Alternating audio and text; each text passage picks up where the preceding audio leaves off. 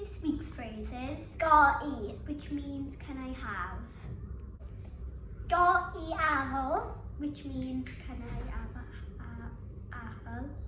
Ga-i-oren, which means can I have an orange. This week's phrase is sawl, which means how many. Sawl-apple, which means how many apples. Sawl-oren, which means how many oranges. This week's phrase is Faint sydd eisiau, which means how many want. Faint sydd eisiau oren, Which means how many want oranges. Faint sydd eisiau banana, which means how many want bananas.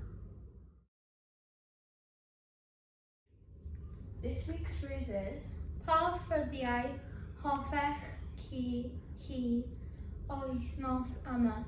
which means what ffrwythau would you like this week? Ffrwythau, hoffech, hi, wythnos yma. Ga-afel ysgolch yn fawr. I eat banana at Scotland.